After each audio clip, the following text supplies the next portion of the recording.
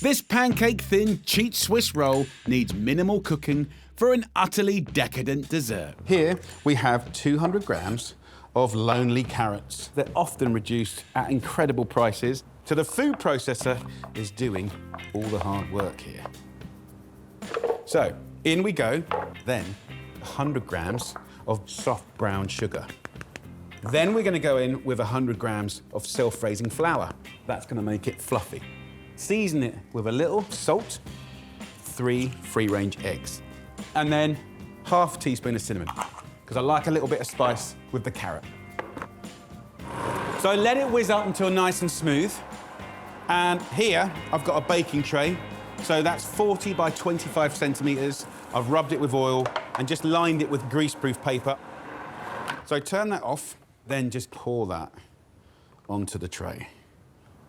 And then in the oven we go. It's preheated to 180 degrees Celsius, which is 350 Fahrenheit, and we cook it for 12 minutes exactly. Meanwhile, get the filling done.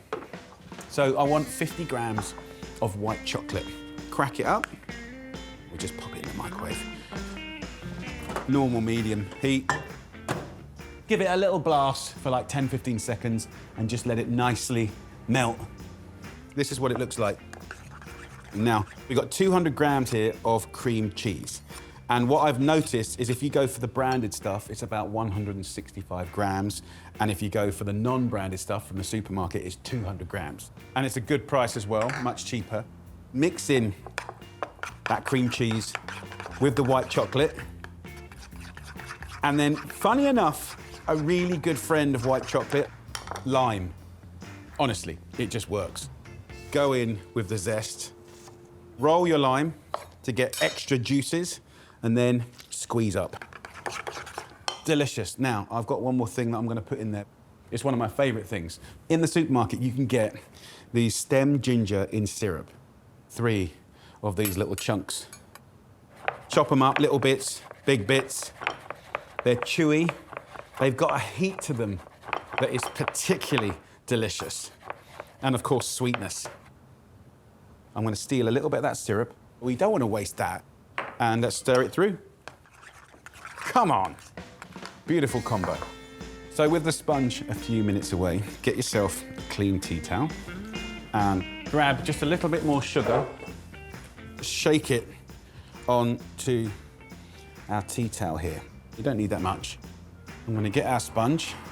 It's looking pretty good to me. Just do a very confident flip out. So 1, 2, 3. The greaseproof paper here, it should just do its job. There you go.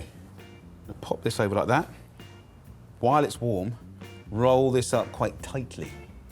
So if we just let it cool down sort of flat, then when we go to roll it up as a roulade, it's gonna crack, split, and break. So it's had about 15 minutes to cool down, then we can unroll this little baby. Take this beautiful filling, get it all in there. Go right to the edge. Then get this tea towel. I'm gonna roll it up again. Try and make it quite nice and tight. It's really easy. Get yourself a nice little board. Then take the stem ginger syrup and just have a little drizzle up. So the reason I've done this is for flavor. You're feeding the actual sponge, and it's fantastically sticky because we want to stick something to it. Oh yes, we're gonna stick this white chocolate. Side of your thigh, scrape it evenly towards you. It's very satisfying and very simple. And then just let it fall. It does look like you've made more of an effort than you really have. And then the last thing I'll do, I'm gonna steal a bit of zest.